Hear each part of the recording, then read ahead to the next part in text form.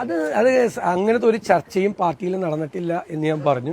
ഞാനുമായിട്ടൊരു ചർച്ചയും നടന്നിട്ടില്ല, എനിക്കറിയാവുന്ന ഒരു ചർച്ചയും പാർട്ടിയിൽ നടന്നിട്ടില്ല. ഇതെല്ലാ മാധ്യമങ്ങളിൽ വരുന്ന വാർത്തകളാണ്. അപ്പം അതിൻ്റെ അകത്തൊരു പ്രധാനപ്പെട്ട ലീഡർഷിപ്പിൽ ഇരിക്കുന്ന ഒരാളാണല്ലോ ഞാൻ അറിഞ്ഞിട്ടില്ല. നിങ്ങളുടെ ഈ വാർത്തകളൊന്നും, നിങ്ങൾ ഈ പറയുന്ന വാർത്തകളൊന്നും ഞാൻ അറിഞ്ഞിട്ടില്ല. അത്തരം ഒരു ചർച്ചകൾ നടക്കുന്നതായിട്ട് എനിക്ക് ഒരു വിവരമില്ല.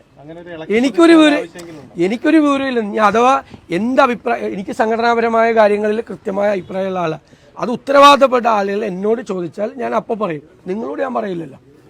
സംഘടനാപരമായ ഒരു കാര്യങ്ങളും എൻ്റെ നാവിൽ നിന്ന് വരില്ല. സംഘടനാപരമായ കാര്യങ്ങൾ സംഘടനാപരമായിട്ടുള്ള അതിൻ്റേതായ വേദികളുണ്ട്, എല്ലാവർക്കും ഉണ്ട്, എനിക്കുമുണ്ട്. ഞാൻ അവിടെ പറയും. അത് സംഘടനാപരമായി ഞങ്ങളിത് നന്നായി തിരിച്ചുവരവിന് വേണ്ടിയിട്ടുള്ള വലിയ തയ്യാറെടുപ്പുകളൊക്കെയാണ്.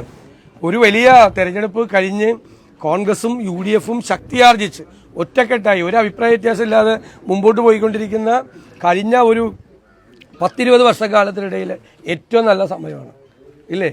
ഉജ്ജ്വലമായ ഒരു തെരഞ്ഞെടുപ്പ് വിജയം വയനാട്ടിലുണ്ടായി. 4,10,000 വോട്ടിന് പ്രിയങ്ക ഗാന്ധി ജയിച്ചു. ഷാഫി പറമ്പിൽ ജയിച്ചതിൻ്റെ 5 ഇരട്ടി വോട്ടിന് രാഹുൽ മാങ്കൂട്ടത്തിൽ പാലക്കാട് വിജയിച്ചു. നിങ്ങൾക്കറിയാമല്ല പാലക്കാട് എന്തെല്ലാമായിരുന്നു പ്രശ്നങ്ങൾ, എന്തെല്ലാം ബഹളമായിരുന്നു. ഷാഫി പറമ്പിൽ ജയിച്ചതിൻ്റെ 5 ഇരട്ടി വോട്ടിനാണ് രാഹുൽ മാങ്കൂട്ടത്തിൽ ജയിച്ചത്. 39,600 വോട്ടിന് കെ രാധാകൃഷ്ണൻ ജയിച്ച സീറ്റിലാണ് അവരുടെ വിജയം 12,000-ലേക്ക് ഞങ്ങൾ ഒതുക്കിയത്. അതാണ് കോൺഗ്രസും എല്ലാം ഞങ്ങൾ ഒറ്റക്കെട്ടായിട്ട് ഒരു ടീം അത് നിൽക്കുന്നത്, ഒരു സംശയമില്ല. എന്ത് വിമർശനമാണ് ഒരു കാര്യം അങ്ങനെ എല്ലാവരും പറയുന്നതിന് മറുപടി പറയാൻ പറ്റും. ഞങ്ങൾക്ക് സംഘടനാപരമായിട്ടുള്ള ഒരു പ്രശ്നങ്ങളും ഇല്ല, അങ്ങനെ ഒരു ചർച്ചയും നടക്കുന്നില്ല. എനിക്കറിയില്ല ചർച്ച നടക്കുന്നില്ല. ഞാൻ അത് നിങ്ങളോട് പറയില്ലല്ലോ.